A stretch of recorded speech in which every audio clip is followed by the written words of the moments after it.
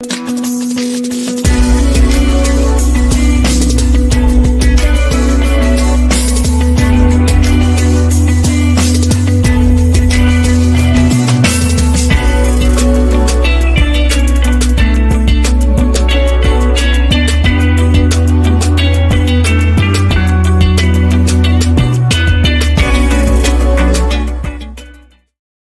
up, though? It's your boy Willie Styles in the building. Welcome to tonight's show. Sonny, you want to say what up? Hey y'all, hey. I'm on video for right now. Zay said hi too. I don't know if you heard him. What up, though, Zay? We hear you, bro. He said I was too happy. He had to get on the mic. Yeah, right.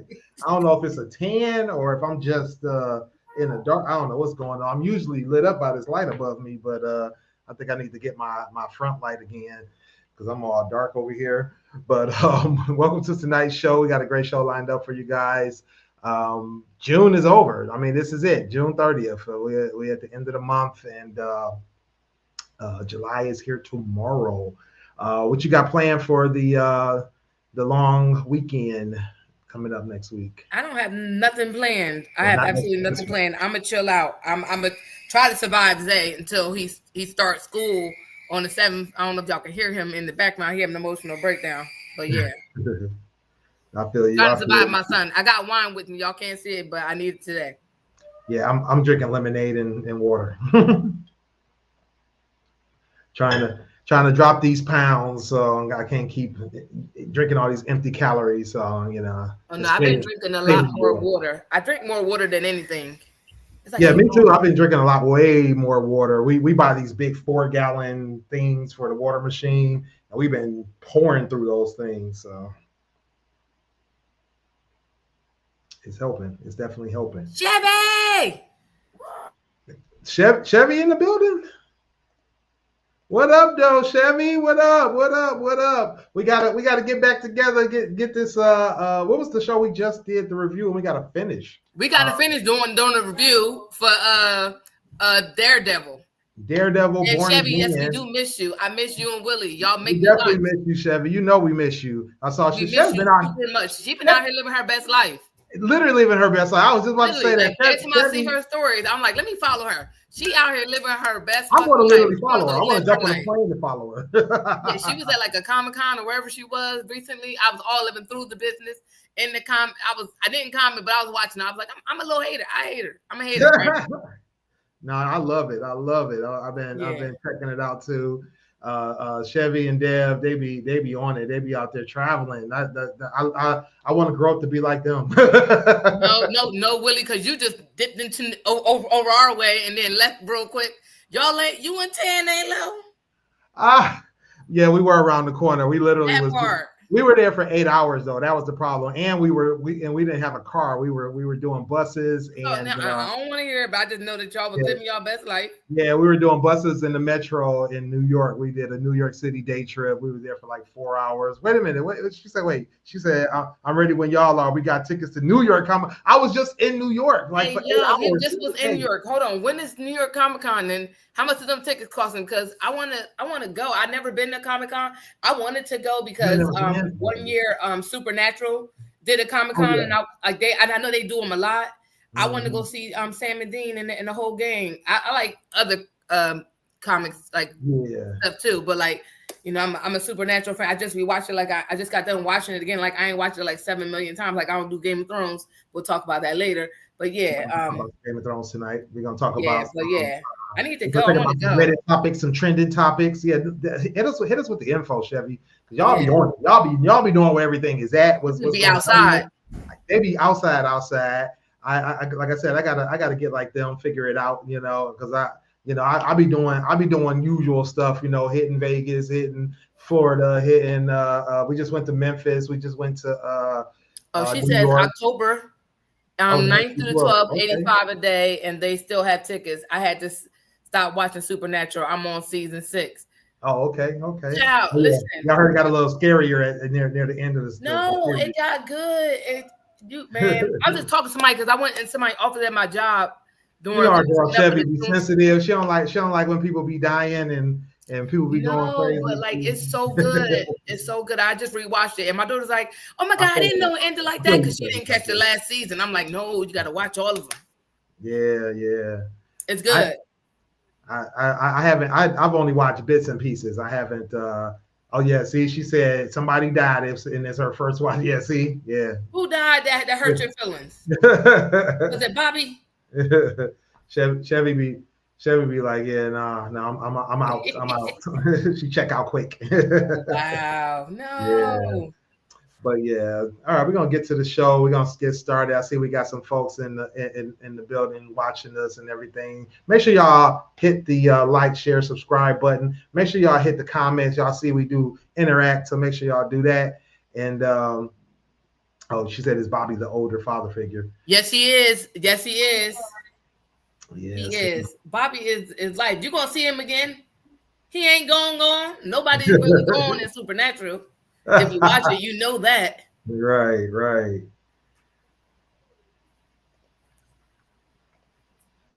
Oh, yeah. That was sad. When he did die, it was kind of sad, but he ain't gone. If you watch Supernatural, you know, if you're a Supernatural fan, you know he really wasn't gone. You'll see him. All right, let's get started with the topics. Before we get started with the topics, I just want to quickly remind you guys to hit us up on our Creator-Spring account. We got new apparel, new shirts, all kinds of new sayings. Yes, I just added a bunch of new stuff, updated some apparel. I'm super excited. I can't wait for my order to come in because of course I had to order some stuff. Oh, for sure. Yeah, I gotta get my order in post haste. All right, so first topic of the night. Make sure you guys hit us up in the comments. Give us your viewpoint, your perspective. Do you invite someone to your home that never invites you to their home? So this was stemming from a situation. Actually, I mean, it's actually a personal situation. Not intentional though. I feel like it wasn't intentional, but you know, sometimes you have events and sometimes other people have events. You got friends that are hangout friends. You got friends that are close friends. You got friends that are just people that, you know, you see when you see them, that kind of thing. So, you know, sometimes you might have something and you have a certain group of people that you invite to your home, and maybe because you're comfortable with them and maybe because of the group that you're bringing together.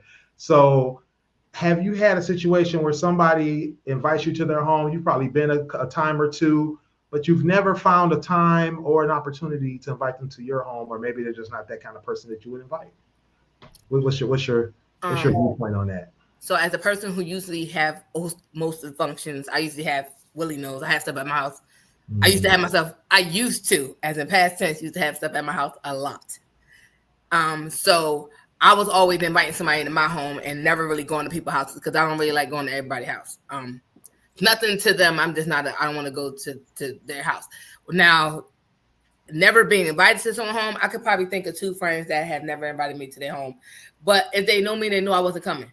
So there you go. That part. It wasn't like it wasn't anything to do with them. Mm-hmm. It just was the time and the function you invited me to. It wasn't conducive to me, so I wasn't coming. And it wasn't like intentional. I'm not one of them people, and I just had the conversation. I don't be at people's houses. I'd rather be home. Mm-hmm. So it's not anything personal to take. I just like to be home. Now I'm because I'm that type of person. If I come to your house, I don't like coming empty-handed. I don't it's just me. Because I'm a hostess. Like if you're having a function, my mind is on hostess mind. So I've been and brought some shit that you like, oh, and I'm like, yeah, because you know, I can't come empty-handed. But yeah, like just Chevy said, I would rather you come to my house than me go to yours. But I won't feel away. I won't feel away about it. Zay is trying to be in this podcast tonight. But yeah, I won't feel away. I know people that feel away about those things. Yeah. I don't feel away about them because I know how I'm an extreme homebody. I don't really like going anywhere. And even if I go to your house, I have this set of rules that I'm out. I'm not staying long. I buy 8, depending on what function you're having. So if you're having a function during the day, I'm trying to be going by at least 8 o'clock. Right. If it's like, say it's from 2 to 8. I'm probably gonna be going before the party's over. Well before the party's over. I don't like to stay. But if you're having a late party, yes, I'm going to be there, but I'm not one of the people that you got to be like, you ready to go to bed and I'm still at your house, because I don't like people to do it to me. So I'm out. Right. Yeah, that part. Yeah, I don't like. I'm one of the people who not where they're welcome. It's hard to get me there. So if you got me there, it's like, oh, Red's here, or Sunny's here. She'll never go nowhere. I don't. Right. So Dro said, yes, some people, but not all. And then, like you said, Chevy mentioned about rather people coming to her house than her going to theirs, because she grew up in a function house, and her house was a function house too. And that was my experience. I had a lot of, when I was growing up with my parents, function house. A couple of the homes I lived in, when I was growing up, they were the function house. And my wife is really into throw the function, so it's always like we're inviting people. But then, what I have always had also was just certain people that I invited, sometimes because of distance. Like I got a buddy, love him to death. He invites me to his house all the time. I go to his house, but I think once or twice I invited him, but he was like, hey, you live far as heck. Like he was like, I appreciate you making that drive, but I'm not making that drive. And I feel him. It's a long drive, especially if you like, we're gonna be over here drinking, we're gonna be over here eating and everything. Yeah, and you gotta drive back home. Yeah, they gotta drive back home after a night of drinking and everything. They're like, nah, I'm not even feeling that. And there's those people that they kind of put it into a box, and you're like, this box is my party at the crib box, and then I got this box that's the party at the club box. Then I got this box of friends that's party, when I see them out in the streets box. So a lot of times when I'm inviting people to the house, there's definitely a group of people that I'm like, I know that I want them to be at the house. I'm comfortable with them in my house, and regardless of who else outside of that box invites me out, that's usually the only box that I'm inviting, and nobody else. Yeah. I don't mix my friends generally. Sometimes, like I had a big game night at my house one time, and I had I want to say 3 different groups of friends that I brought together. It was cool. Another thing, mixing friends. Yeah, but it's not a usual thing for me. You know what I'm saying? Yeah. So, and that was another situation where I had people that came to my home that usually wouldn't come to my home, or usually wouldn't be the people that I first think of. I got, things, some events coming up in the future that I'm like, oh, I know who I'm gonna invite, but I'm literally got this small group that I'm like, I'm inviting these people because of, that's the other thing, space. Yeah. And that's crazy because I got a lot of space, and I kind of shut down having parties for different reasons, but I kind of do miss having functions, because I was my house, no matter big or small, this is probably the biggest house I've had, but so my first apartment has always been the house to go to. Huh? And your house is big too. Yeah. And I'm like, and this is why I had the function house, but I'm like, even when I had small houses, you could have easily, if I didn't buy this house and I had my old house, I easily been there. And as small as it was, that was the lit house. Everybody knew I'm going to her house. And it's funny because I catch people be like, yo, what you doing? You having something? I'm like, nah. But I am planning something, a cookout. I was going to do it the 4th, but right now that's not going to work out. So maybe the middle of July, I'm trying to have at least one big function, like a cookout / game night. And if y'all know my game nights and cookouts, I'll be on the grill. My game nights be lit, and it's always it be popping for sure. It be epic. It's always somebody leaves with a memory. And to see, this is a perfect example. Sonny knows that I'm a traveler. Sonny knows that I love to have a good time. I've been to Sonny's house a couple of times. Yeah, Sonny's never been to my house. And it's not that I don't invite her because I don't love her. It's just because he lives over in a whole nother city. She lives 2,000 miles away. You know what I'm saying? So, I can't be on the drop her down like, Sonny, we over here having the function. Come through tonight. And that's one of the things, like you could say, if you pre-planned it, like for that birthday in particular, that was planned in advance. Like hey, I'm having a party in advance. Yeah. Like fly through, we about to be lit, and to my credit, you came down and we had fun, and it wasn't no chaos. It was all tomfoolery and fun. It was all love. Like Willie said, he walked through the door. People was like, "I know you." Right. That was wild. Being a celebrity, and I'm like, I wasn't ready for that. They was like, he was like, I was like, how do you know me? They were like, because everybody knew Smooth. They didn't know you, and they was like, dang, he got more love than I did. It was my birthday, but right. But that's the type of vibe that I have. Like, and that's why I get why people like to hang around, because my thing is, if I'm going to have something, I want everybody to have fun. It ain't gonna be no bullshit, and if it is, it'll get cut short immediately, because it's just not gonna happen, because like that's the vibe I like to have. I like to have it where you're gonna come, you're gonna have a good time, and like, yo, I know if this person has a party, we're gonna have fun.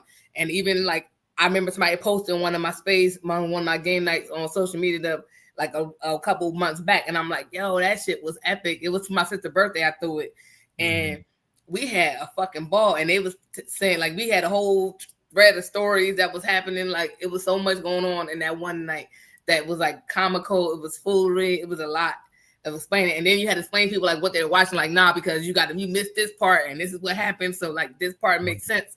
But like, it was one of them things. But it was fun. Everybody had fun, and it was a crazy fun night. And that's what I like. I like for everybody to have fun. Yeah, I feel like they're like, oh, if I come back, we're gonna have a ball.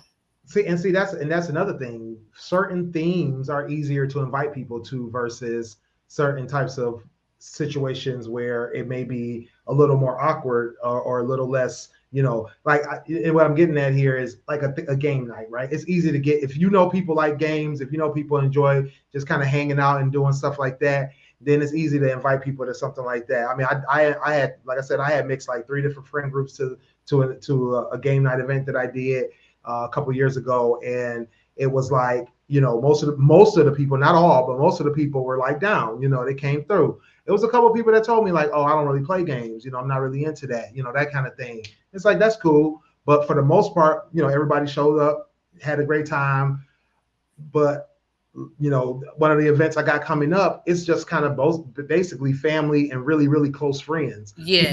People that are already, kind of associated with each other.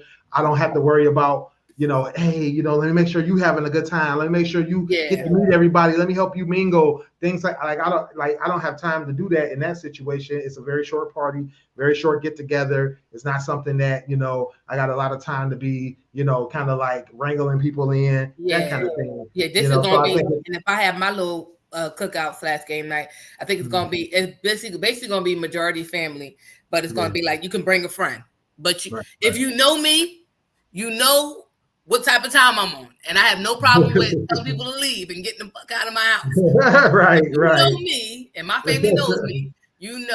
If you bringing somebody, please don't bring nobody that's on no bull, because and one thing you know about me is that I can't cuss out on standby, and I will have no problem with telling your people to leave. And if you feel the type of way, you can go too, family or not. So like, and that's just, but like, people know me. So I'm here for a great time. I'm going to make sure, and that's why I said I was going to do it the 4th, but I can't do it in the manner in which I throw parties. So like, I can't do it half-assed. So if I'm going to do something, I want to do it the way that I want to do it. Right. So yes, it is going to be bring something to throw on the grill, or bring a side, or bring something, but also BYOB. But like, me, I like to have the extras. So ready to kind of like, shit you ain't got to bring. Just bring your side and bring your drink, and we're going to be lit. And that's how I do my party, because I'm going to have like the games and stuff like that.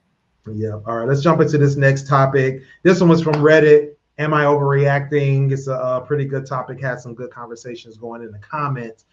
And it's basically, the young lady was asking, it's a young lady, she's 23 years old. She asked the question, is she overreacting because she kind of took offense to her mom not letting her come over when her mom's boyfriend was there. So the backstory is that the young lady, 23, like I said, 23 years old. Her parents have been divorced well over 5 or 10 years. And she kind of, shared time with the both of them. But, now that she's an adult, she's mostly been living on her own, and she's actually planning to move out of state.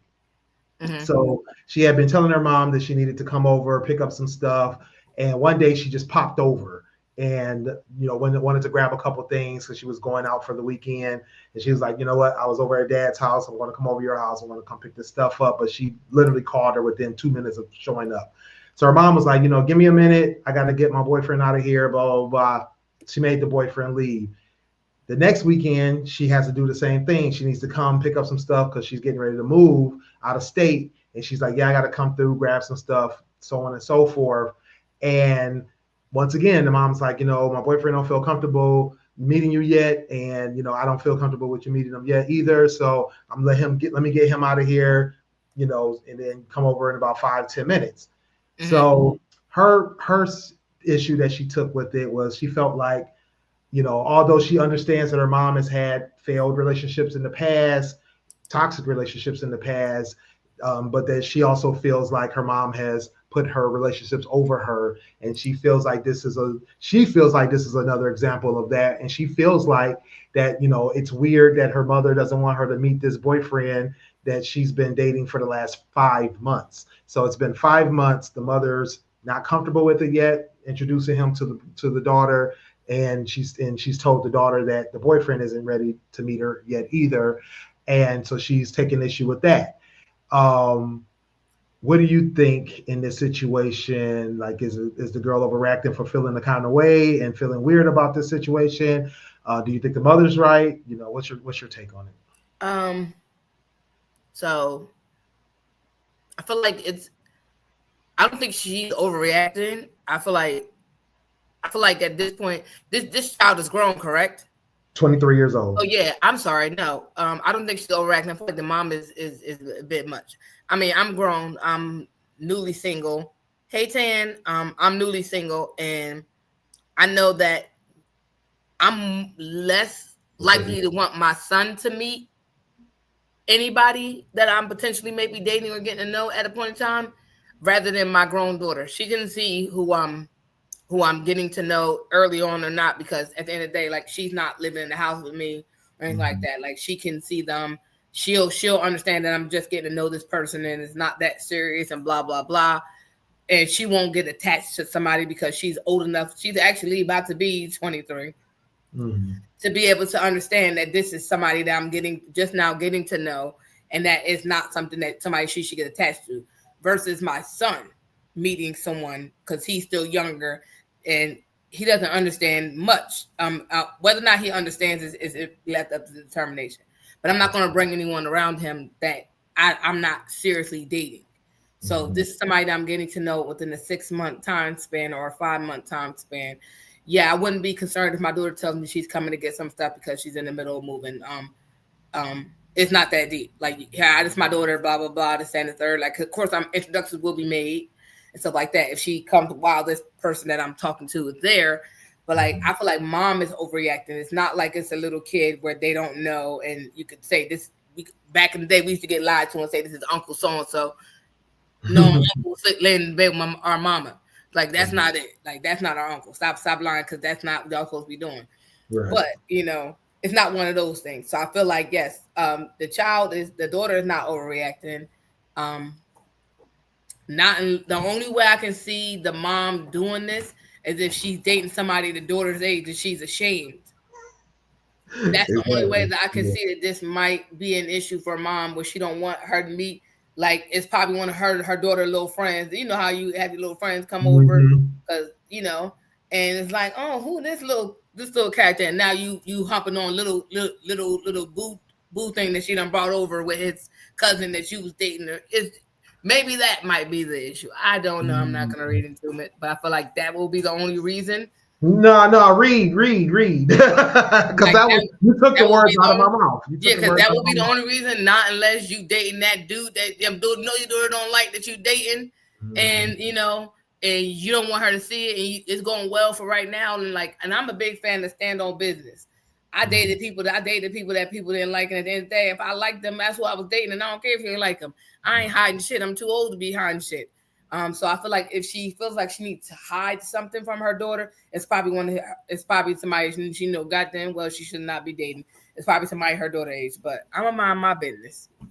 So yeah, you took the words out of my mouth. That was my biggest thing. Like you said, I when I first read it, I wasn't taking into, because I was reading it was one of those ones where it was a text message going back and forth. Yeah. So at face value, at first I was like, oh, I get it. Mom is like, this isn't permanent yet. This isn't something that I know if it's serious or not. So maybe there's some hesitation and caution that she's taking, especially knowing that she has a bad history of relationships just kind of going down the drain.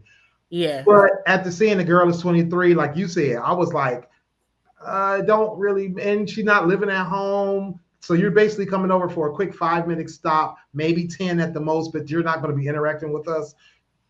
Just come on over. Like, what's the big deal? It's not a big deal. But like you said, first thing I thought was like, wait a minute. Like you trying to hide this man. The only reason you see my wife already on it. Yes, like, I'm with you, Tan. We right. The biggest thing to me is like, if you are hiding something, or if you are this adamant about this, you're definitely probably hiding something. Yeah. And either the relationship ain't shit, or you're, like you said, she messing with a YN, or she messing with a friend of the family. That was my other theory. Yeah. Oh, that part too. Or family that's like shit. Could maybe even be the dad. Think about that. I didn't even think about that one. Oh man, a lot of stuff went through my head. It's somebody that you want to hide, but at the end of the day, we grown as hell. Why is we hiding people? Why is we hiding? Like the only thing like I'm big on not bringing people around the little ones. Like I wouldn't like even starting to date now, like starting to like get out there.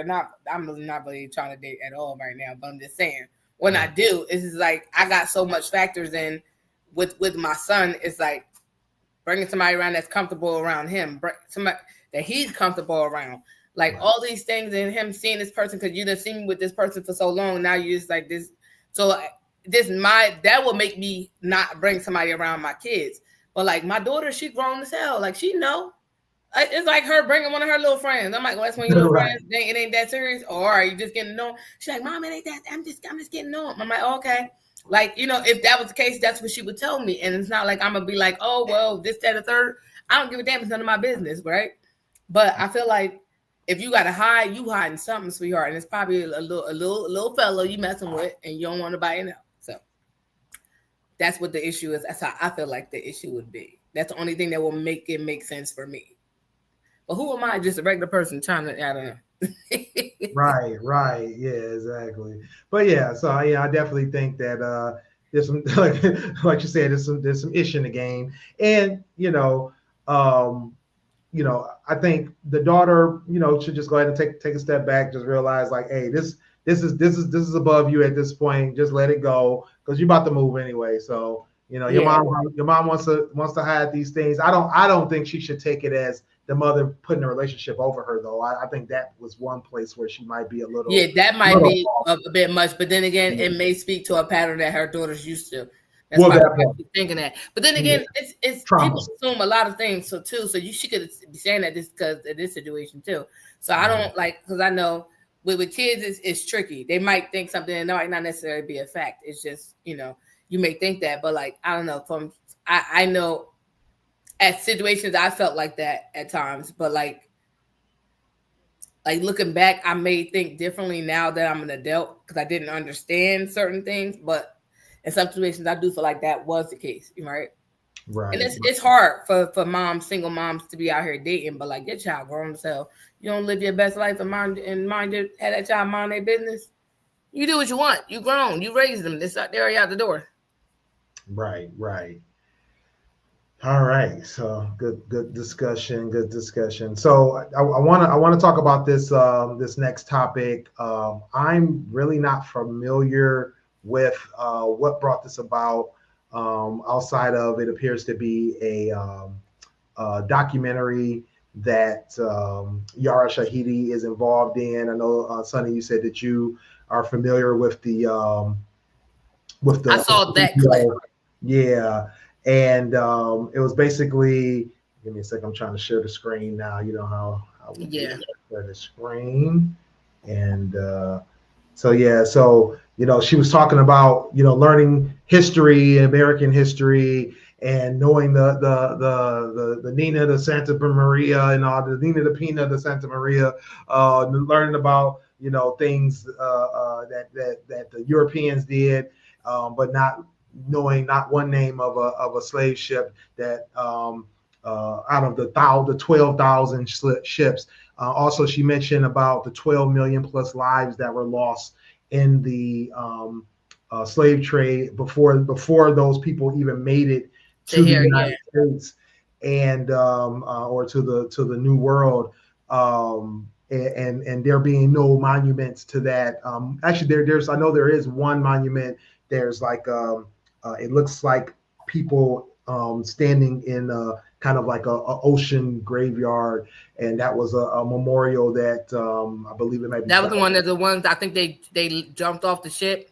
Exactly. They said that they'd rather die than to become a slave, and they're memorialized by being. Yeah, I forget what the So you're taking me back because I gotta. That's one of the things that I do remember.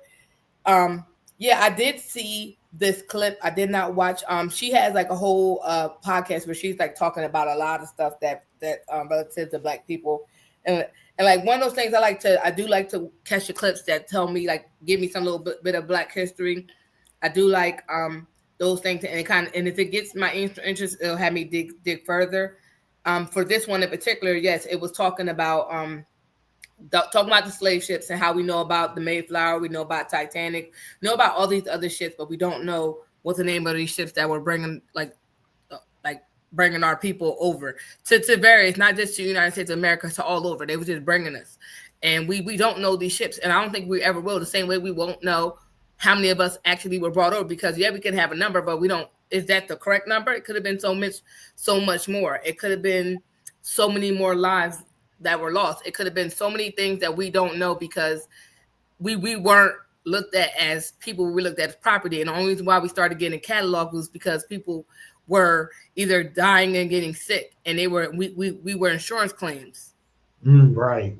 So like if we were considered property, we lost our goods. So let's figure out how we can recoup our money, because we paid money to go get these people, right? The ships, and to bring them over and to give them the bare minimum to survive, to make it across these oceans and waterways to get to where they were landing at. So like the number is so, we could say it was 12,000 ships, but was it really 12,000 ships, or was it more? It's so many questions, so many lives that were lost. How do you memorialize a number which we don't know? We can do what they did for the Holocaust survivors when they had those mass graves, is to just, because you didn't know, right. They were just seeing a bunch of bodies, and some were identified, but some weren't. And even though those were with the Holocaust, they were more cataloged than us, right?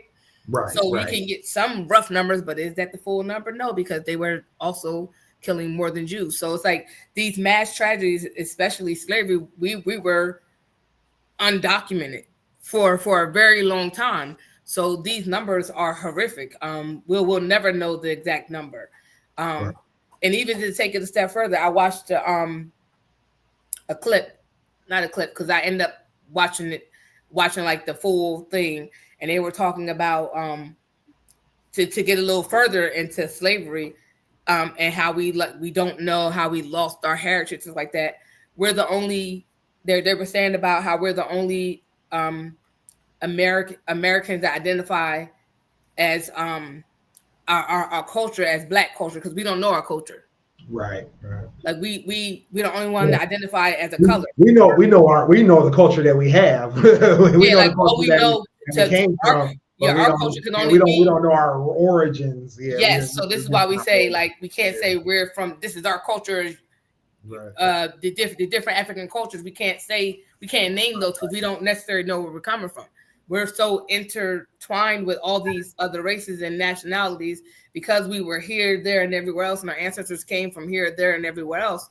You can't really nail down your culture. So we call it Black culture, and that's not, like, that's our American heritage. It's nothing more. It's not African American health culture, because we don't really know which tribe or where we come in Africa, or if some of us do come from Africa, because you got African slaves that were dropped off all over the place. Yeah, you got people from the islands. You got people. You got from the Caribbean, everywhere, and it's just like. And I was talking to somebody, one of my coworkers. She's Guatemalan, and I was like, it's so much that a lot of the Latinos don't identify as Black, and it's so much like if you go into their history, it's so diluted because you got Africans that were placed in Spanish-speaking countries. Right. That were conquered in Spanish. So, like, you have this array of our people, and it's just a sad thing that, do we really know our history other than what we know if we go to these countries and what we are told? Right. Like, it's a lot. It's so much. and that's why it is important to kind of divulge, like dig into our history more. But like I don't think we're ever gonna know what the name of those ships are. And so I guess that's the one of the things that Yara Shahidi was talking about, as well as you have her Optimist Project podcast. They spoke on this. I saw that this ASPR, they were talking about the bloodlines of slave trade. This documentary about descendants of notorious slave traders. So it brought up the question of how important is it to know the history of slavery, which I think part of it is not just knowing the history. Well, at least I guess I'm already kind of saying my opinion on it.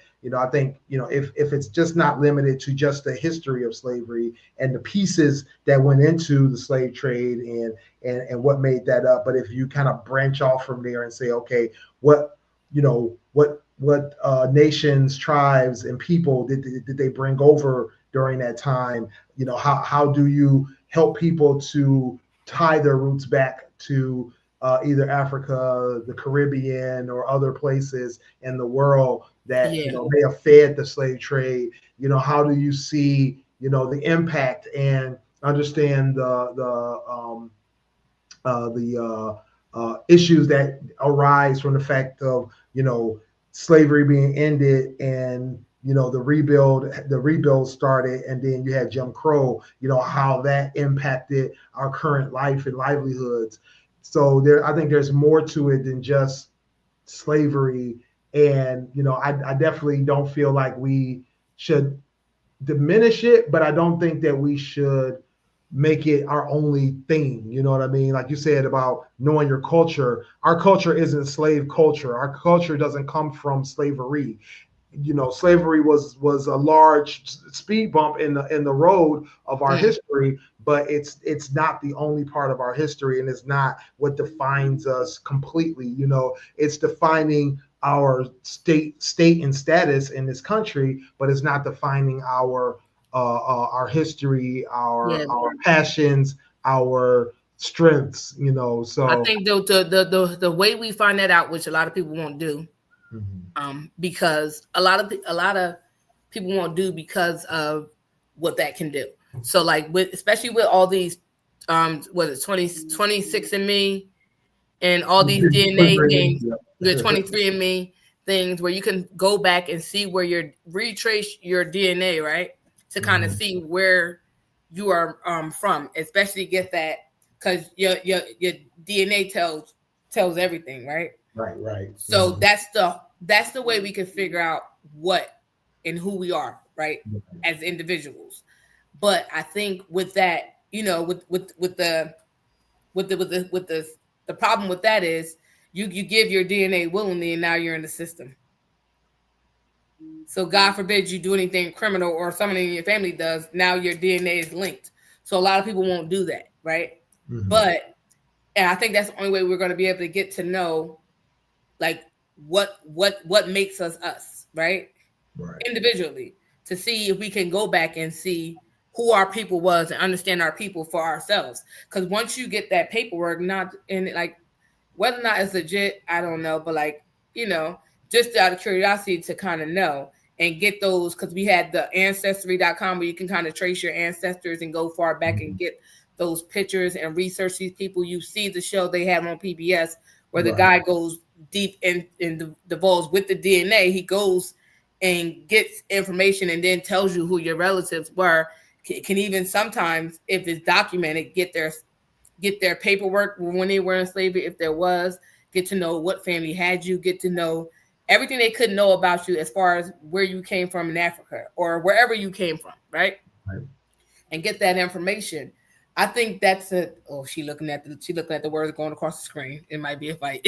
Oh, you want that? Yeah. She watching TV. No, but like those things can get you some of the information to get to know who your roots are. But like you said, that's where you came from. If you're talking about where you are now, to kind of get and to know, like, understand not only slavery but like where you got to where you are now, as far as like how your family, what they did after slavery, right? And how they built their lives and get to know like where they were, what things like that. I think that'll be and that's what's more important to me. You know, I mean, like I said, I don't diminish it. I don't think that we should not have history of slavery or have slavery as a part of American history, because I think that's still important to understand. So important to know the travesty and the tragedy, know the before and the after.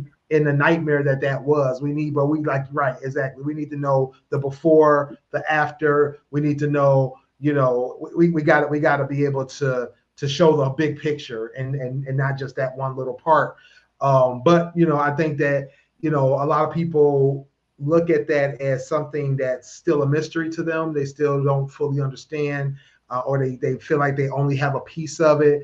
You know, I did just a quick little Google search on documentaries on books, and there's tons of books, there's tons of documentaries. I don't think there's I don't think that there's a lack of it. I think there's of the awareness. I think there's just a mental block for this, or maybe not a mental block, but maybe there's just that thing of people just thinking like, oh, you know, if I didn't see it in school, then it doesn't exist. You know what I'm saying? Yeah, it doesn't apply. Yeah. Yeah. And so, I feel like that's one of the things, like I would love, I always thought about doing like the ancestry thing, just to kind of see, like get to know my family's journey from my mom's side, because I'm like able to know my mom's side and my dad's side. Right. Like I know my dad and know my mother, so like I could kind of go from there and their family members, like and stuff. I think it'll be cool to kind of be able to get to know who they were, their journey before, like the journey of the family before and after, to see where, like, how do we get to where we are? Like, cause how did we get to New Jersey? How did this happen? Like, you know, all these different things. Like, I believe my grandma's from New York, but she came to Jersey. I don't know why, because like those are things that you want to know, because I can't ask my grandma now. Like she gone. Right. My dad's I can't ask her. I can't ask things. That's important of family history, right? Family oral history. You know, people being able to pass those stories down from one generation to the next. And I think that's one of those bigger things that a lot of people in their families are missing. And then think about people who are either adopted or have lost their family members, and they're now apart, you know, separated from their main family, and they don't have that connection. There's so many scenarios and situations. Like in my situation, you know, I grew up with my mom and her side of the family, and you know, I never knew my biological father, right? So the connections that I've made throughout the years and the history that I know is purely on my mom's side. And her family has a tendency to follow the maternal chain. So I know a lot about those different generations, but not on my biological father's side. And even on my mother, with my mother, I only know her mother's side, not her, you know, her mother's father's side. So it's like a lot, you know, a lot there. I know. See, but, that's crazy, because like even with I did do 23andMe. I did do 23. Yeah, because even with my dad's side, it's like, I know who my dad is. I know his siblings. I know his mom. I don't know my grandpapa on that side. I don't think he was around for when I was around. I know my grandma was alive early in my early years. I don't know when she passed, because we didn't have a relationship, right? So the question of whether or not I was my dad's child, even though I have his last name and he signed my birth certificate, I don't know. So that will be like a revelation for me. But like my mom's side, I certainly know their side. I also know my mom's dad was a police, from what I remember, is a police officer. My grandma, you know, worked whatever type of job she worked before started working for the school and the bus company. So these are things that I know. So like, imagine getting that. Like for me, I think about that all the time. I'm probably doing that just to get the information to kind of see where it would lead, because I think that'll be interesting to know. And like, we all want to know where we come from, but at the same time, I feel like that just to know, like, and that's why when I watched the show on PBS, just to know the history of which your family went through, overcame, and where they were in life, whether they were perfect or not. It's just to see the journey. I would love to know that. So yeah, and that's that it definitely gives you chills, believe me. You know, my mom, she gives me stories that she either experienced or, you know, and seen in real time, or things that she had been told about our family history. And just hearing that stuff, it definitely brings you some completeness, you know, in a way. So like you said, I did do the 23andMe. 23andMe, like you said, it's primarily focused on the DNA portion of it. They recently added in historical documents, similar to how Ancestry works, in order to give you a bigger picture and to help you connect the dots a little bit more across your family tree. You know, and that's been very interesting to see. Like they recently found my biological father's death records, his birth records, or one, not, I don't know if it was his birth records, but one of the census records, they named him in there.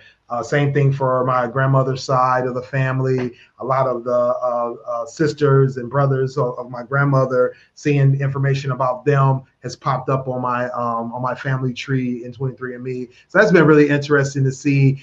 You know, I kind of have an idea of how that whole thing worked because of the stories I've already heard in my family oral history. And, you know, some of my family members have done really good family trees, but, you know, still seeing those documents, it just means a lot. And yeah, see, now you gonna make me want to go digging it. I might get out on my 23andMe journey. Right.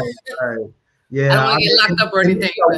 Yeah, with the 23andMe, you know, being able to see, you know, one of the biggest things I always had the question of is like, is there Indian in my family? Right? You know, so you know. Yeah, I know it's on my mom's side. We call her my aunt because, of course, she grew up like one of my mom's sisters. Mm-hmm. She grew up like in their era, but she's a cousin of mine. They're Indian. Like you can look at them and tell that they're mixed with Indian hair, all like this. Yeah, kids. but you know what's funny though? It's like when you said about the legitness, right? You know, I was like wondering, like, okay, if I do this may give me some legitimacy to those stories that, you know, I heard the same thing, that my grandmother's mother was supposed to be either one half or 1/4 Cherokee, right? Yeah. And I believe it was supposed to be 1/4. You know, looking at the DNA, but you know, you got to think I'm 4 generations down or 5 generations down. Mm-hmm. And when you start thinking about how DNA actually works and where you get your DNA from, it becomes clear that you lose a lot of that quickly over. I just want to see where our eyes come from. I have like 0.1%, 0.1% Native American. I just want to see where my family got the same eye situation. Like a lot of us have like the same eye structure. Like it's like the little bit. 23andMe tells you that. So like I would love to see that. It's crazy. It's crazy. And then the way my grandma talks. Mm-hmm. When my grandma talked, I'm a fast talker too. So it's like, but like she's from. That's all that New York. We always talk about. But she's New York, and she's always made. Why you talk so goddamn fast? I'm like, I don't know what the hell. Like, why you want me? I'm a grandma. Like, what you get mad at me for? She's telling me to slow down. And I'm like, and she didn't. She's like, I don't understand. I'm like, I don't understand you half the time. What? But yeah, no, that's cool. That's cool. But yeah, all right. Well, let's get to the next topic. We got a couple of more to get through here. This one here I found on Reddit as well. I want to go ahead and share this on the screen while I read it because it's in tiny little type, and I know I'm not putting my glasses on for this. You're gonna have to read it. I'm gonna have to listen to you. Right. So, of course, the way I did this, I always forget that I gotta. That looks small anyway. I'm not even. Right. Okay, here we go. Let's see if that's better. Look at you making big font. Okay, I can read this. I'm so excited. I got it on my 2 monitors in back of me. Right. All right. So, long story short, this young lady was talking about how she was out, you know, hanging out in this area that was far from her home, and she found that the Uber was going to be too expensive. So, oh yeah, I saw read this one.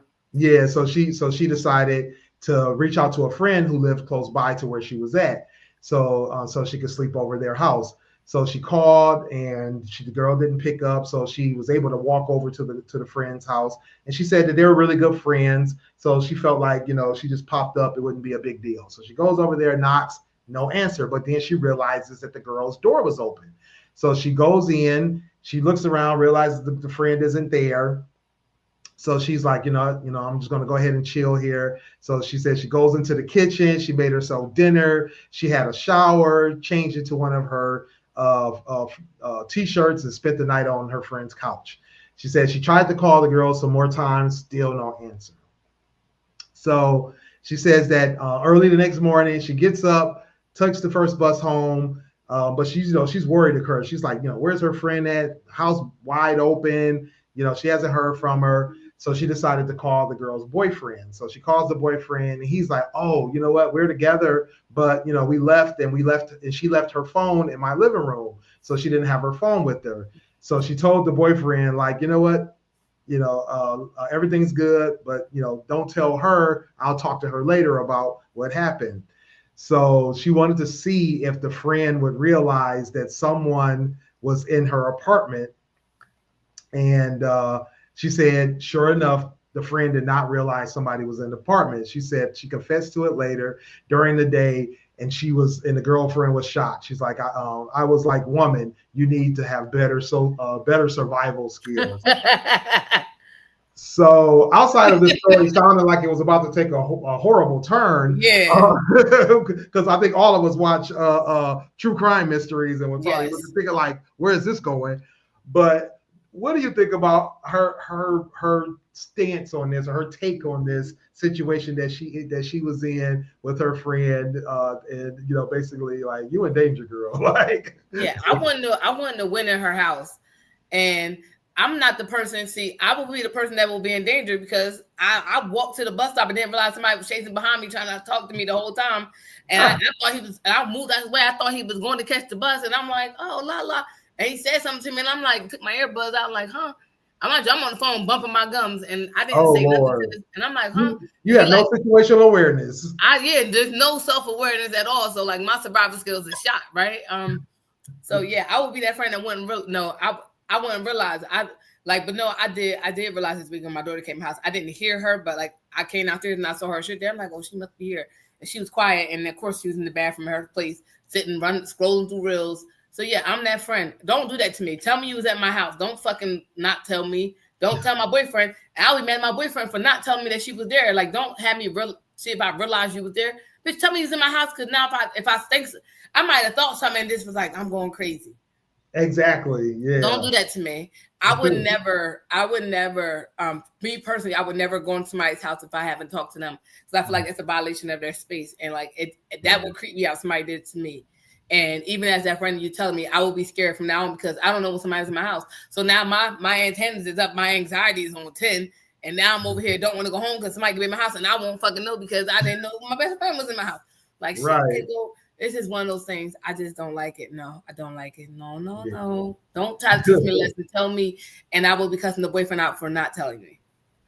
So definitely agree about the paranoia and the anxiety that you can get behind something like this. Like you said, because I think I would be the same. Like if I walked in my house and my couch, like I'm not gonna notice that somebody slept on my couch. I got a couch and a chase lounge in the middle of my living room. I don't look at them every day. I barely pay attention that they're even there. If that part, one of my kids took my ottoman and one of my coffee table statues off of my coffee table and put them in their room, because I don't know what they were doing with them, but they moved it to their room. Tell me why I didn't realize it for like 2 days.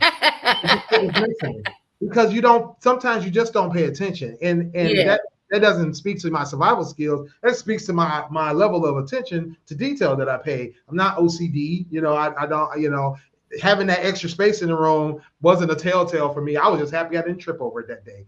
So, but to the point of leaving her door open, not knowing that somebody could have walked into her house while her house was unattended and wide open, you do have to be careful. You got to be cautious and careful when you're walking out the house. Make sure you lock up, especially as a single person being in your home. I'm not even gonna put it on women, because me and too, we in danger too. So, my daughter, if I call her and say you left my back door open, she'd be like, okay. Like so nonchalant, like, so you don't care about my safety? Somebody come in here and murder me. Right, exactly. You don't care because I'm thinking you locked this. Now I got my OCD tells me to check all my doors before I even go to bed. I got I've been at dozed off, woke up like, let me go check my doors. And I check my windows. I'll be on point because my daughter is out here, especially if she's been here, she's out here to get me killed. Like she doesn't care about my safety at all. She just like, oh, just go ahead. That's kids for you. That's kids. Like one day I sent her a picture of my back door wide open. You know what she told me? Well, the dog was in the yard, so I just ran in my car. I didn't know if I shut the door all the way.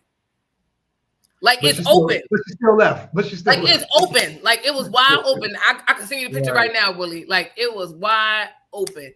Right. Wasn't even close to being closed. Like you could just walk from the back of my house and just see, like, oh, that girl door wide open. Like it wasn't even a piece of clothes. And she like, why are you being extra?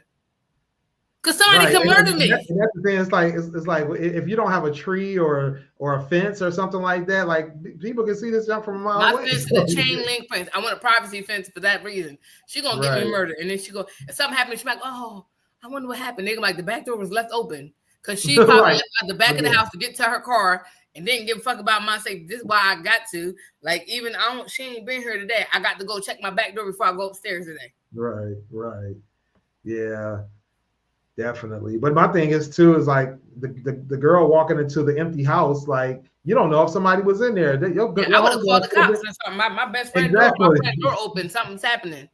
Call her, call the police. Exactly. Like I'm definitely not about to walk up in there and sleep in there. Somebody could be hiding under a bed or hiding in a closet. Made a 4-course meal, took a shower, got changed. I'm not. No. What about your survival skills, homegirl? Yeah, prepared all season. Somebody could have been lying in wait and you just sitting there going to sleep. Exactly. Almost got murdered. Almost lost you. Almost lost you. Right. Exactly. Crazy. Mm-mm. Come on. All right, we got another good one here. You don't got no survival skills. That's what that is. This one was going around. I think it's a video on Instagram. Would you rather take $3,500 bonus or 20 PTO days? Would you rather take a $3,500 bonus or 20 PTO days? So I got a question. Is it on top of my already PTO days? That was a lot of people were asking that, and I think it's on top of my other because I get about 20 or more days. I already get 20. Yeah, I get like 38 PTO days. I don't even know what I get, but I'm pretty sure it's over 20. Yeah, I mean, I got to use most of them for holidays, but but 20 of them or 25 of them. I'm gonna answer this question in two parts. If you're talking about in addition to my other PTO, I would say in addition. In addition to that, yeah, I may take the 20 more PTO days over that. Now, if it's not in addition to that, I still might take the 20 PTO days. Right. Because I need my time off. I just need to not be at work sometimes. Sometimes I wake up and be like, man, fuck this job. And I just need the day off. Like I got this week off. I just need it off. Why? Because no particular reason. My son was home. I don't know why I did this to myself. Now I'm home with him. And I got to survive until the 7th. So y'all pray for me. And buy me some wine. Send me Cash App some wine. I am Sunny _ I don't know what it is. But yeah, I got to survive my son. But yeah, 20 more extra days off because, I ain't going nowhere. I haven't planned a vacation, but I might if you give me 20 more. Exactly. Yeah, exactly. 35 so how much I make an hour is not, I will make more with the 20 days off than that 35. I'm just, for me, I don't know. Maybe if you're not making what I'm making, that 3,500 may seem lovely to you. But to me, I need my extra 20 days off. So yeah, the one thing that a lot of the smart people in the comments were also mentioning, the taxes on a $3,500. That part, yes. 40% tax here in the United States is 40% tax on a bonus. Yeah. So you talking about maybe taking home $2,200, maybe less depending on where you at. Somebody said that their taxes, I don't know where they live, but they were saying where in the state that they live in, the taxes would hit so hard, they would be down to like $1,500. More than half of that for 10 days of working, you should not be taking that. No, not at all. If your 10-day check is close to this, there's no purpose of no. It doesn't even, the math ain't mathing. It doesn't math to me. Yeah, you know, for me, that would be my situation with that, is that the 20 PTO days are worth way more than that, right? Yeah, no, I'm not gonna do that to my. I think it's situational based. If you ain't making much, then that looks lovely to you and great. Oh yeah, by all means, take it. I won't say much. You know, that's still a good chunk of change. No, but, it is. It'll pay my mortgage. So if you're not making $3,500 in 2 weeks, or is that 2 weeks or 2 months? 2 weeks. 10 days. 10 days is 2 weeks. Yeah. So if you're not making $3,500 in 2 weeks, then yeah, definitely you may have to consider, like, wait a minute, like this might be the move. This might, like, I'll take the check. But actually, now that I'm thinking about it, no, I think you would have to make that in a month, like, or you have to make that not in a month, in a week. You would need, because of the taxes. Once again, the taxes. Yeah, the taxes is going to take it down. You need to be making more. You need to be making, you know, less than that in a week. If you make more than that in a week, then yeah, just forget. No, that's why I said this is why I said if you make most of that within a 10-day period, if you make if you make like 2,100 for 10 days, that don't make sense. Right. That's what I'm saying. That's what I'm trying to say. That's what I'm trying to say. After taxes, if you make like over 2,000, this math won't math for you. So you better take the 20 days, because you'll make more with the 20 days, right? Yeah. So exactly. that's how I look at it. I look at it like if my take home is anywhere close to this number, that's not going to suffice. And I'm talking about take home for 2 weeks. That's 10 days. So if I'm making close to this, it don't math for me. Right. Because even if I make another 10, it's still going to be less. It's going to be more than the 3,500. Right. And that's going to be taxed. Yeah. Yeah, I mean, and that's the thing. A lot of people don't think about, you know, not even don't think about. They may not even know, because I think, you know, it's not like a normal thing that people get. Like if you can get it without taxes, that's different. That would be different, but you know, we live in a country where they don't tax you. They be taxing, especially when it comes to bonuses, because it's a lump sum. It don't matter. It actually don't even matter what the lump sum is. You could be a $25 bonus. It's still 40% tax. So yeah, and I work in payroll, so yeah, that's not that math won't math for me. I think I would just take the 20 PTO days on top of whatever I got already. Yeah, that's an easy one. I mean, what one young lady in the comments did mention, she felt like, you know, it would be situational for her, in the fact that, like you said, the 20 PTO days worth her time. Her time off worth way more than 3,500. However, she's like, what if my car's down, or what if I gotta replace my furnace? She's like, "Ooh, that $3,500 bonus comes right in handy, you know, at the right time." If it's something you need right now, that will make sense. Yeah. But if you cover, the math don't math. If you're not making close to that, the math don't math.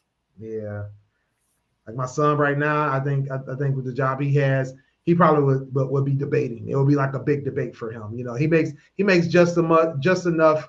I think that he could probably, you know, feel like the 3,500 is still not worth it. The 20 days is going to be worth way more. I mean, it's definitely going to be worth more. It's based on your hourly rate. With the $3,500 lump sum, he might debate, like, you know what, I'm, you know, in a position where this could help me do XYZ. You know, he might like either your hourly rate or your daily rate is going to let you know whether or not you could afford to either do the 3,500 or the 20 days. Right. So it depends on what your daily rate is, or your hour. If you work salary, your daily rate would be whether or not you choose to sign up for that, because then the math is going to math and let you know whether or not that's worth it.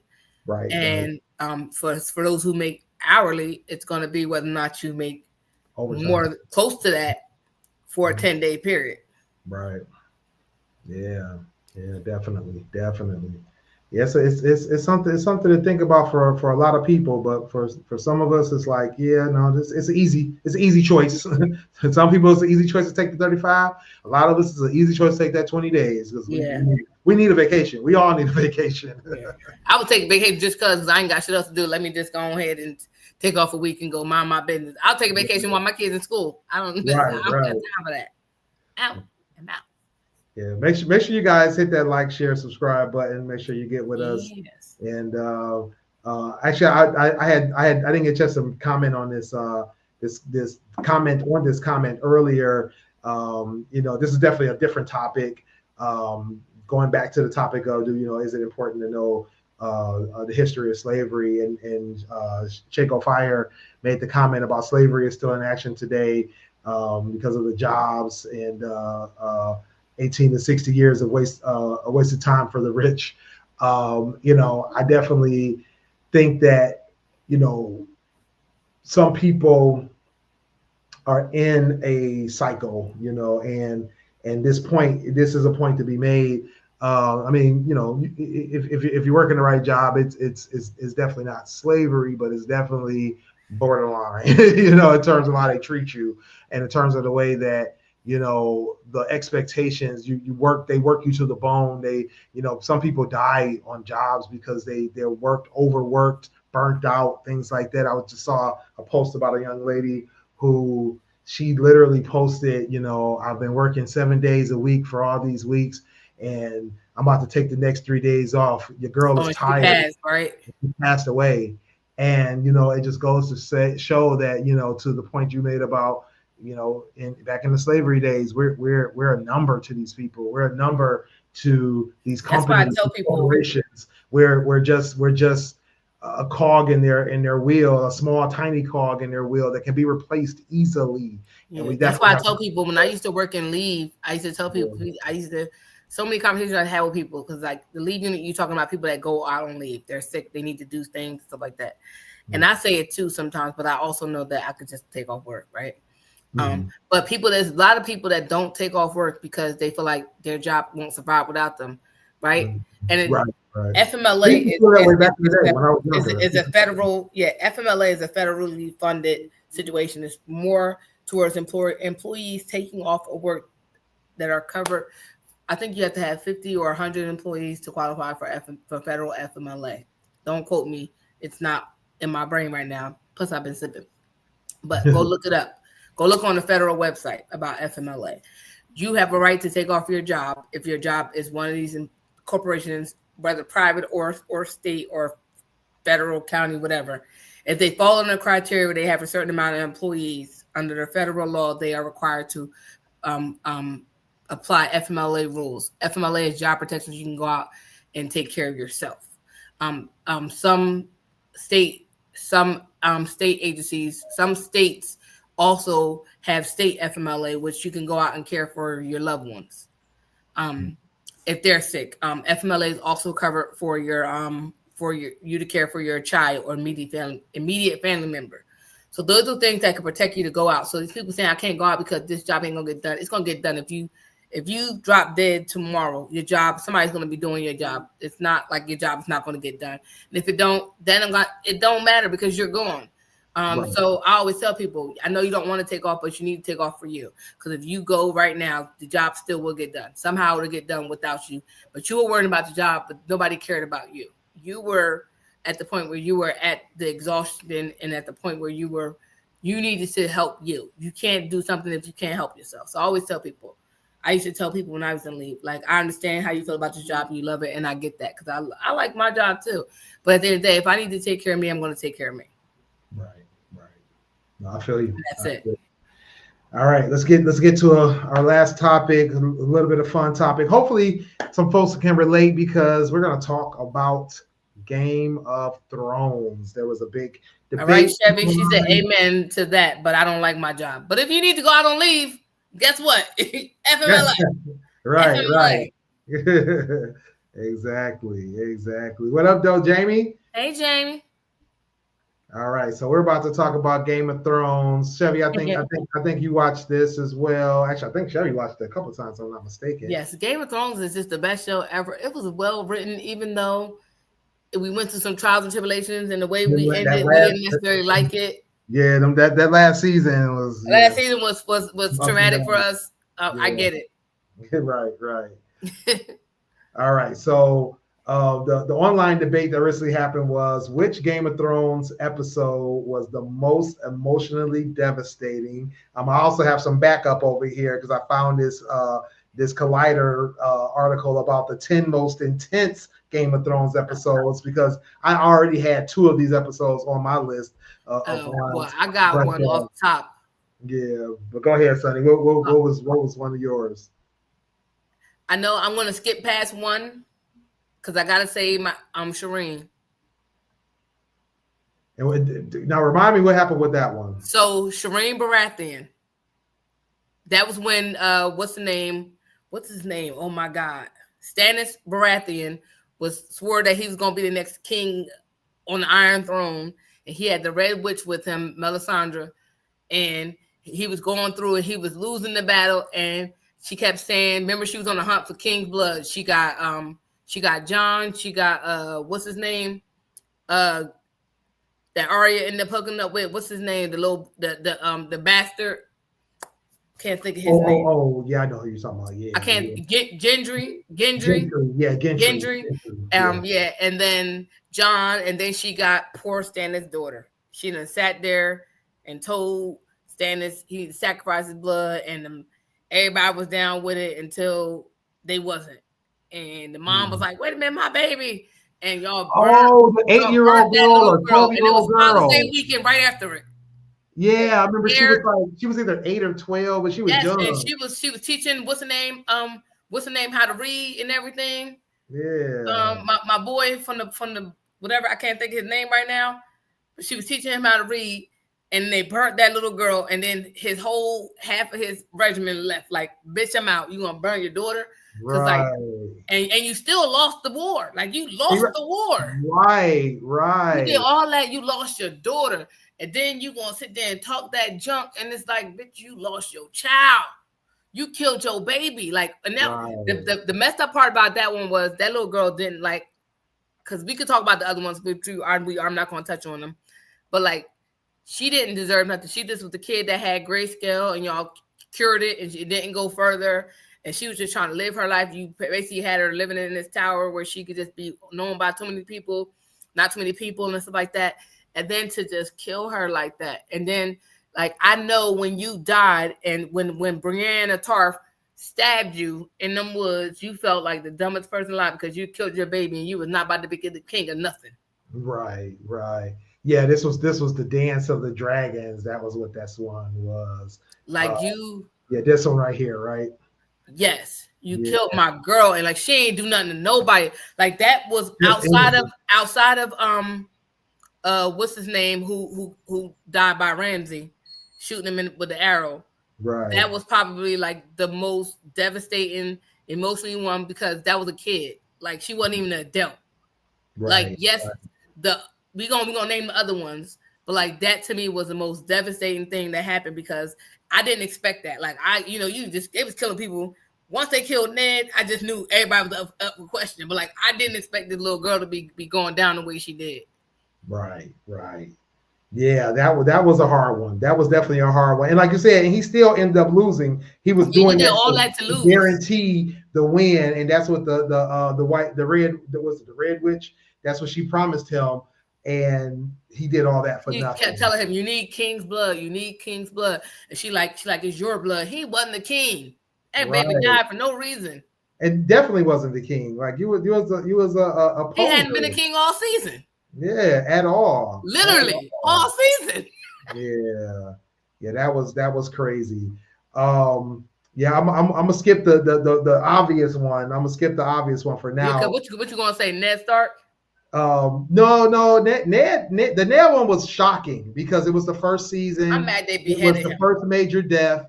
The Ned Stark one definitely was one that was like, what the heck? Like, yeah, nobody saw that coming. Do that to him, but I knew that they were setting him up. Yeah. Like they were setting him up, and he was falling for it.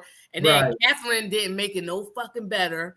She, like, I understand, but girl, you didn't help this man at all. And like for Ned, how could you be so stupid? You knew before you left your house, that it wasn't right.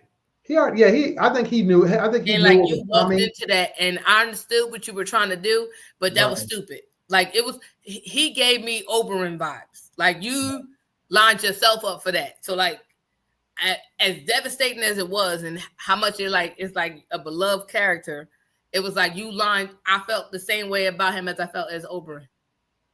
Yeah. But yeah, it was definitely shocking, but it wasn't. I wouldn't call it devastating. It was devastating at the time because I didn't know what was coming. I didn't know what was coming. I didn't know it was just going to get even worse. Battle of the Bastards. Battle of the Bastards yes, was crazy. I thought Jon was going to die then. It was so many people dying. It was like piles. And it was like when he fell and he was getting buried. Oh my! I was like, nah. That one I was screaming at the screen. Yeah, that one had me going crazy. I didn't know what to do. We all fell in love with Jon Snow. We didn't want him to go. He was like honorable and dignable. Man, he had did everything he's supposed to do that was honorable. He did everything. He went against the grain every time, but he always came out triumphant. And like, this is time you're gonna go down. And then to that, Ramsay Bolton. I wanted Ramsay to die so bad. Everybody wanted Ramsay to die. I was praying on his down. I was praying for his downfall more than I was Joffrey's. Right. Oh, right. And Joffrey was a little boy. Yeah, Joffrey was one I wanted to die a lot, but Ramsay took the cake because I think Ramsay I wanted him to die the most horrible death ever. It was. Oh, he was evil. This man was pure evil. Yes, he was. Ooh, I hated him. He killed his dad, and like as much as I ain't like what's his name? What's his dad name? I can't think of his dad. I liked him and his interaction with Arya. Yeah. The father kind of, he was not nice, but he wasn't horrible. He wasn't. What the fuck is his dad name? Ramsay. No, Ruth Bolton. I love the way that man talked. I liked him. Like, just hearing him talk, I liked his voice. And even though he was ruthless, he had a code about him. Ramsay was a fucking maniac. Right. Bruce was like, Bruce was like, you respected him because you knew where he was at with it. Exactly. And it's like, as much as you didn't like his character, you knew he was a self-made man. He was like, listen, I'm on whatever type of time I need to be on to be where I need to be. And you couldn't do nothing but respect him because he stood on business for himself. He wasn't worried about you people. He was like, oh, I got to do this. Even at the Red Wedding, which I'm sure we're gonna talk about, he was just like he let it be known. He let her know. He was like, listen, he did it in the most. He just was like, listen, all right, look, you see what's about to happen. All right, he came prepared. Catherine saw what was up. Then she tried to warn people. He looking like, all right, well, he already he knew. I made my choice. I'm standing on business, so respect it. And like she was pissed off, but like I'm pretty sure in that moment she understood what type, like it was her or him, and y'all had to go because y'all was out here. You started shit. They done chopped off your husband's head. You thought your son was about to be about the life. It ain't like I gotta do. So like at the end of the day, whether or not we like Bruce, we understood why he was standing on business.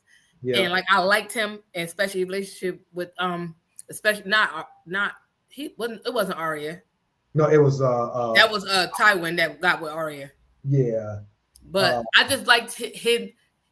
I respected him for how he was. Right. And it was just sad. And I really was in love with his voice. So I was very sad that he had gone. Yeah. Sansa. Ramsay was a fucking maniac. Sansa Stark, yeah. Yeah, he was nice with her, even though he knew like this is what we gotta do. Yeah, Sansa. Mm-hmm. Yeah. Yeah. But yeah, hands down, no doubt, like nobody can deny the most emotionally devastating and crazy. Like it was shocking. It was gut-wrenching. It was borderline like jaw-dropping. It was a lot. It was a lot in a short amount of time. The Red Wedding. Yeah. Reigns of Castamere. This was definitely one of those like blink and you still couldn't miss it because even when they stabbed that baby, I just was like, oh goddamn. They were killing everybody. And and then they put his wolf. They killed the wolf, man. Yeah. And put his head on top of it. That was just like y'all out here. And then to watch him try to crawl to his wife, and then his mom like this, she tried. I'm like, just kill your bitch. And he was like, I don't care about her. And she killed her, and then she got killed. Still slit the girl's throat. Yeah, and then she looked at, and then like I said, Roose came with that loop. Like, listen, he kind of like I think he did it intentionally. He was like, listen, it's about to go down. Right. And she came and grabbed his hand and looked at the chainmail, and she like, oh shit. He like, yeah. Oh shit. And he stood there, and then Y'all, everybody went down. That was probably the most saddest thing because, like, to watch, and like, I felt like it, but like, it's one of them things too. It was gut-wrenching and emotionally devastating to us, but I also feel like Rob walked into that. I won't give him Oberyn vibes, but it was close to Oberyn vibes because you knew you sat there and disrespected this man. And he's supposed to marry one of the 50 million girls he got back here, right. And you just brought this girl here pregnant and all. You was better off having her off site somewhere else where she couldn't be harmed and not been stupid to walk in this house and think you was gonna make peace. It wasn't gonna go that way. Right. Like, you're not your dad. So like, it was one of those things. Like, it was sad as fuck to see, but when you look back at it, it's like, dude, you stupid as hell. Your mom, right. Y'all all stupid. Like, what was you thinking? You know, this is not your mom told you, but your mom told you when you married that girl, goddamn, you done fucked it up. But everybody told you fucked up, and you just like, no, it's gonna be fine. It was never gonna be fine. We didn't know it was gonna happen like that, but like, right. Yeah, it was definitely never going to be fine, and he should have known better. He just should have known that part. Yeah, I feel like it's one of those. Like you said, they definitely walked into the setup. I think as a whole, the family should have just known better. Like, don't do this. I know it was supposed to be a show of like good faith, but you already knew that you already broke the faith. You already broke the good faith that you had, and you couldn't fix it. And the way you wanted to fix it was to just throw it up in their face and say, just accept it. Like, that's not what like that's why I said it's like, it reminds me of Oberyn walking around. You raped her, you murdered her. I get it. Yeah. And then he basically killed the mountain and then was out here just talking shit. And then he done got his last little bit of strength just to kill you dummy. Like, just dumb shit. You should have shut the fuck up and just kept pushing, like killed him and moved on and walked off and let him die. Right. No, you want to be out here showboating. Now you get killed. And then Lenya over there like, what's her name? The sand girl over there crying and devastated. You got killed the way you did. Your teeth all on the ground and shit. Like, it's just, you dumb as hell. Like, it was one of those things. I felt like it wasn't so close to Oberyn, but it was. Yeah. You're talking about the mountain and the viper. Yeah. That was crazy. Yeah, because he had him. He literally was about to win that fight, and had him. And you didn't even have to be like you say, so cocky. He wanted to prove his point because he had been. Yeah. I get it, because he was like, "Bitch, you killed my peoples." Yeah. So now I've been waiting to get you. Now I got you. I'm with whatever the shit you got.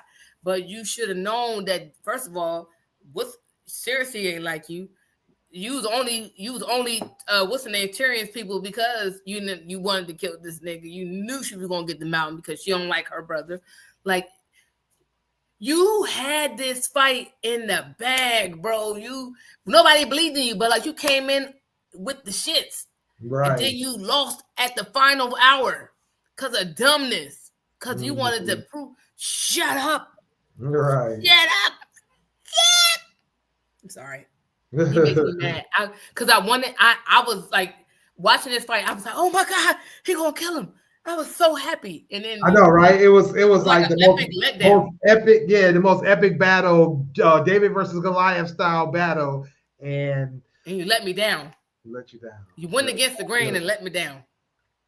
Let us all down. Yeah. And it was, like you said, it was sad. It was definitely sad. It was definitely shocking. He killed you. He overkilled you. Yeah, that was in like seconds. It wasn't even like you sat there and did what you did, but like, he took you down in 2.5 seconds. It was over for you. Yeah, I mean, and if I'm not mistaken, the mountain was actually pretty much dead after that too. Yeah, he pretty much was dead. What's the name? Qyburn had to bring him back with looking weird and all. He was never really back. He was still. Yeah, but like, you pretty much won that fight, and if you just let him die and bleed out. Because even everybody was watching how you took this big ass fucking, like, the mountain out of all people. The mountain. This is somebody that is formidable. Right. And you had him dead to rights. But the showboat, do you not want to go on that screen and slap him? Like, I know, right? Like, if I ever see this actor, I probably slap him. I know he played on the head slapped off. But if I see you, Oberyn, on site, means upon arrival, when I see you, I can't slap you, but I just want to outline you. Yeah, man, crazy. Yeah. Game of Thrones was an epic show. Never can be duplicated. It's outside of that, Hodor. Oh yeah, it explains so much Man. It explained so much in that time, but it also was like the saddest shit ever because he basically lives to hold the door. Yeah. Like that was his thing was to hold the door for the future king. Yeah, that was crazy. That was the saddest thing. I cried for Hodor because it was like he's such a sweetie pie and he's just Hodor. And he's just so out run around butt naked, didn't care, have a care in the world, living his best little life. Yeah, he was definitely a hero in all of that, and it was like the realization of what was happening and the fact that it was like a full circle moment was crazy. Yeah, because it basically was like that's why he ended up being how he was as a kid. And that's how he even became Hodor. Right. Because he was screaming hold the door to the point where it just got to hold, like hearing that and watching that if that didn't give you chills and just have you yeah, it definitely gave you chills. It definitely because like you said, it was like his death changed his whole life back in the past. Like that's crazy. Yeah, that's crazy.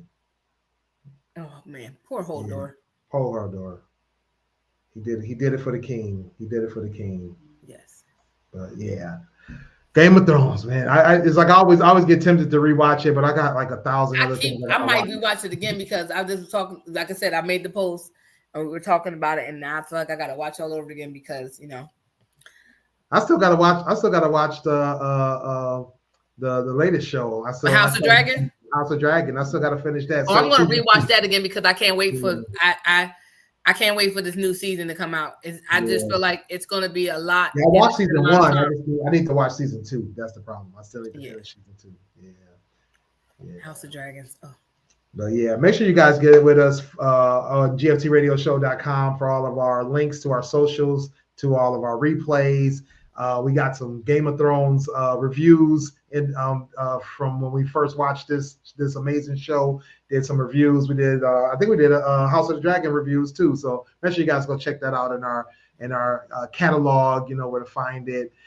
Make sure you get with us Mondays 10 p.m. for the GFT Radio Show. Hype's dropping a new show. I'm gonna actually upload it tonight. Get that going so you guys can check that out. But he has shows. He's gonna be dropping shows over the next couple of weeks. So make sure you guys check that out.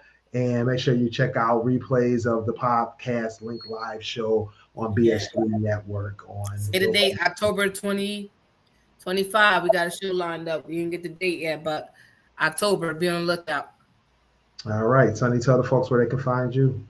Of course, I am Sunny _D, Instagram, Snapchat, Twitter, TikTok, and Threads. I am on Threads. I like Threads. I really do. So check me out there too. My blog, unreservedlyme.com. I will be uploading new content in the coming week. All right, that's what's up.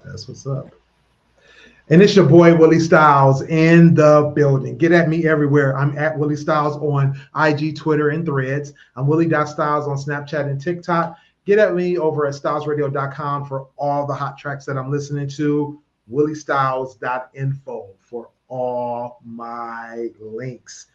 Or Google me. You know, that's probably that part. All right. Well, thank you all for joining us. Thank you for your comments. Thank you for your attention. Make sure you guys get back with us. We'll be back next week. Until then, we are. Yo, it's your boy Dame here. Hey guys, it's your girl Sunny D. Yo, it's your boy Smooth from the GFT Radio Network. What up, though? It's your boy Willie Styles in the building. Join us Mondays at 10 p.m. live on Twitch, YouTube, and our Facebook. And if you miss us, don't worry. You can catch it on our website, gftradioshow.com. And if you feel like talking to us every day, join our Facebook group. At Join the Conversation, the group where you can discuss all kinds of topics. Catch me also, Fans Perspective, Dope Sports Show. Holla at your boy. You can cop some merchandise over at our store, teespring.com/stores/GFT Radio. You can get t-shirts, sweatshirts, masks, and even more. Next time on GFT Radio, what are we talking about? Join the conversation to find out. Make sure you get at us on GFTRadioshow.com for all of our audio and video playbacks, as well as links to all of our social media sites.